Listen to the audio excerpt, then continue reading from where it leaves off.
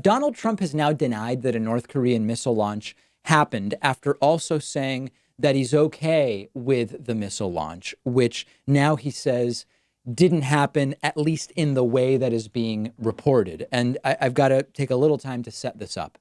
When I tell you about the horrible and erratic geopolitical behavior of Donald Trump, I'm not telling it to you because it's funny. I'm not telling it to you to score political points. And frankly, there aren't really political points to be scored because everybody loses. I mean, much of the country gets that this presidency is a geopolitical foreign policy disaster. And those that don't get that at this point in time aren't going to be convinced if I do another story about the embarrassing, ignorant tweet that Donald Trump posted or yet another dumb thing that Donald Trump said. But hopefully I've given you some insight on the show about the importance of the geopolitical issues that are at stake, or at least some of them. And one of those issues is North Korea, sort of in the context of the Russia, China, U.S. superpower love triangle, or whatever you want to call it. And a couple of weeks ago, I explained it in a little bit of detail. I explained how the United States has really fallen off the world stage, fallen on the world stage, fallen off of it, you could say, whatever analogy or metaphor you want to use.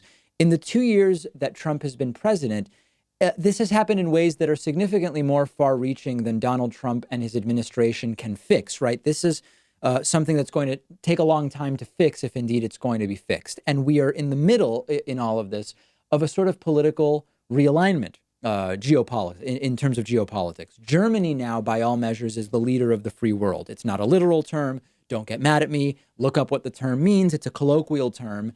And Angela Merkel, the leader of Germany, has sort of taken the reins from the United States president, who usually holds that non-official title, leader of the free world. And in the meantime, what's likely to be the big superpower fight of the next decade between the United States and China and Russia is really going Russia and China's way in just about every sense. The U.S. is playing right into Russia's hand with Trump slamming NATO and criticizing our Western European allies. Meanwhile, the U.S. relationship with China is deteriorating, in part because of this trade war that Donald Trump is waging and losing. And meanwhile, Russia and China are getting closer. They're making more industry deals and trade deals and energy development deals, and they're putting the United States aside increasingly. And in the middle of this, we come to North Korea, which we're talking about today, who historically has had only China as its primary pseudo ally. It's not even really always been an ally of North Korea, China,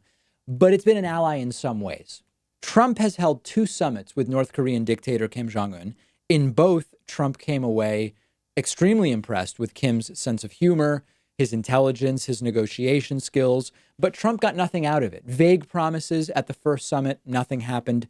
Second summit ended abruptly with no progress, but Trump just seemed smitten with Kim Jong-un. And it was reported over this past weekend that North Korea is launching missiles. Again, Japan, the United Nations Security Council, Trump's own national security advisor, John Bolton, all saying North Korea has fired ballistic missiles that violate the United Nations Security Council resolutions.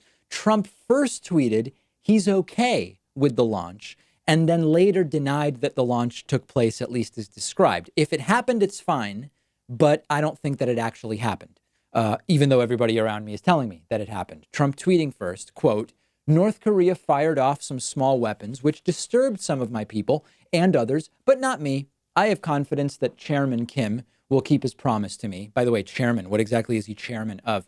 And also smiled when he called swamp man Joe Biden a low IQ individual and worse. Perhaps that's sending me a signal. An extremely unhinged tweet. And instead of taking the side of our ally, Japan, of his own intelligence, his own national security advisor, John Bolton, Trump taking the side of Chairman Kim and using it as an opportunity to sort of join with Kim Jong-un in criticizing Joe Biden. So here the position, at least initially, is the missile launch happened, but Trump says, well, it was small weapons and it's okay.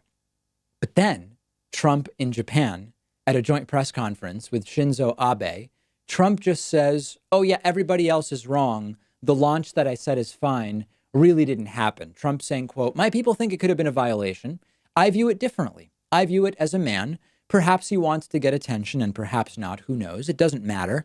All I know is that there have been no nuclear tests. There have been no ballistic missiles going out. There have been no long-range missiles going out. He knows that with nuclear, that's never going to happen. Only bad can happen. He understands. He is a very smart man. He gets it. Understand that there's the continued ignorance by Trump when it comes to North Korea, but now it's also wrapped up with an insult to Japan. While in Japan, Trump is saying that he believes apparently his own opinion over what Japan believes and over our own intelligence and over the United Nations and over our own national security advisor. And then it becomes an issue not just of Trump's geopolitical skill, which is close to zero, as you can probably tell, but this becomes an issue about Donald Trump's judgment, which aside from politics and aside from Trump's position on abortion, for example, aside from Trump's positions on issues, when you have a president that so significantly lacks in judgment, it's dangerous. And that's what I want to talk about next.